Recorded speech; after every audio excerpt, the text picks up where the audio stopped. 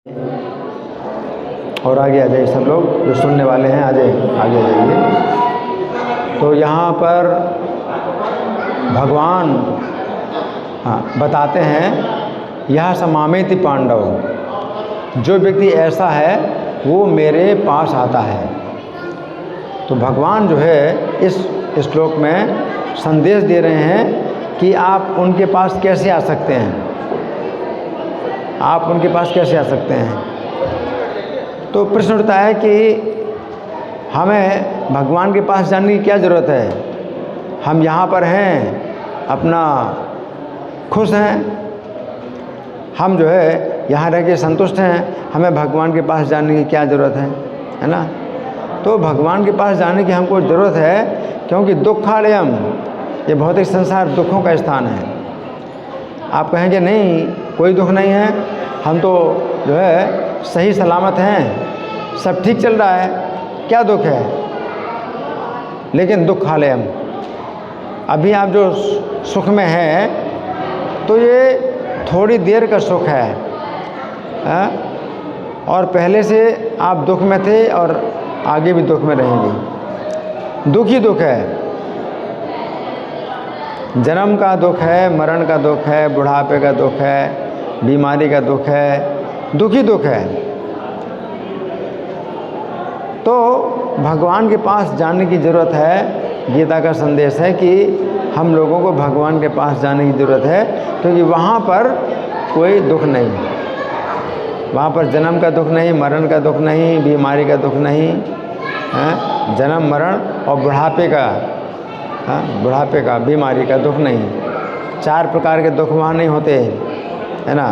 इसलिए भगवान के पास जाना है। अब भगवान के पास जाना है तो कैसे जाना है, भगवान विधि बता रहे हैं। तात्पर्य में प्रभुपाद लिखते हैं, जो कोई चिन्मय व्योम के कृष्ण लोक में परम पुरुष को प्राप्त करके भगवान कृष्ण से घनिष्ठ संबंध स्थापित करना चाहता है, उसे स्वयं भगवान द्वारा बताए गए इस मंत्र को ग्रहण करना होगा।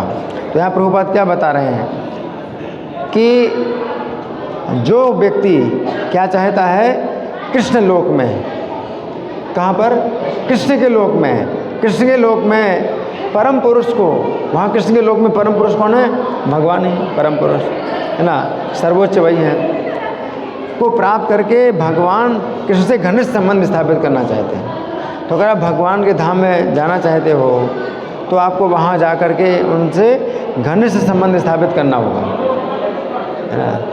जैसे किसी भी व्यक्ति के घर में अगर आप रहना चाहते हो तो आपको उसके साथ घनिष्ठ संबंध स्थापित करना होगा, तभी आप उसके घर में रह सकते हैं, है ना। अगर आप किसी घर में ऐसे जाते हैं, आप इससे उसका कोई घनिष्ठ संबंध नहीं है, तो वो आपको ऐसे देखेगा, है ना, आप नहीं रह सकते।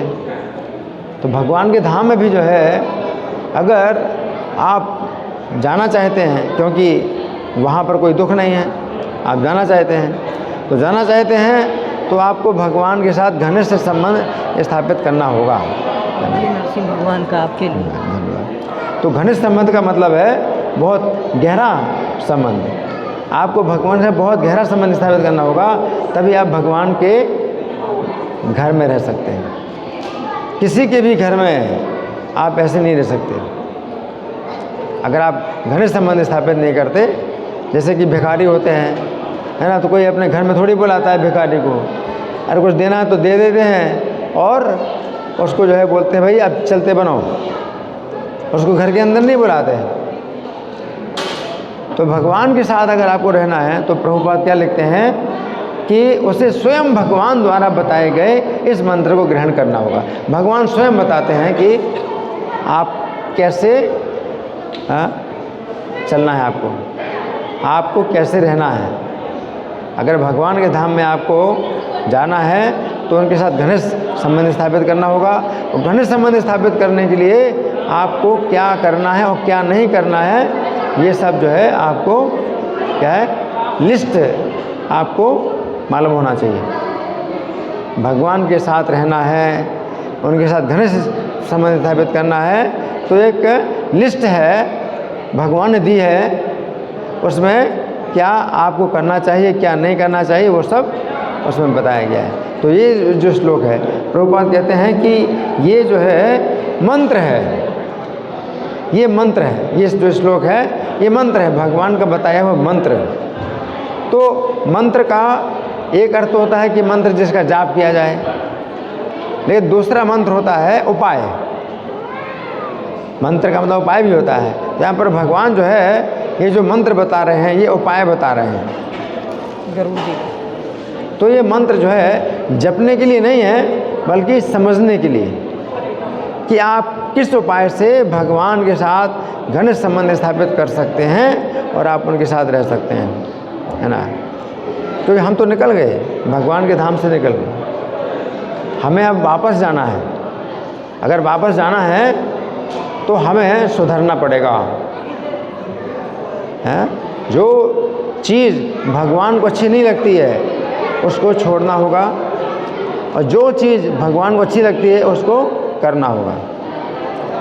अब इसमें ये चीज़ नहीं है कि भाई आपको अच्छा लगता है तो करोगे, जो अच्छा नहीं लगता आप नहीं करोगे। अगर आप ऐसे ही चलना चाहते हो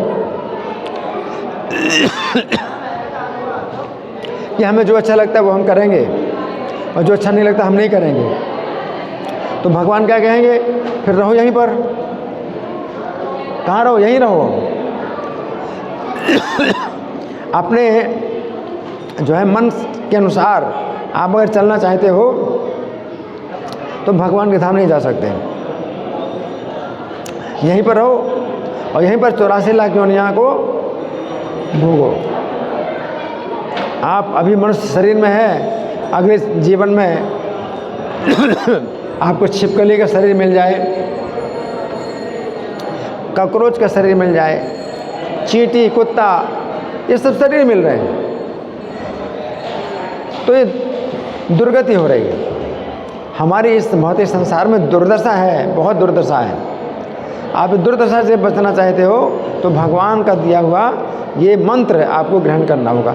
मंत्र का मतलब है कि आप जो है उसी के हिसाब से चलेंगे, आप अपने जो है तरीके से इधर उधर नहीं चलेंगे। सीधी चाल जो भगवान ने बताई, इसी प्रकार की चाल में चलना होगा।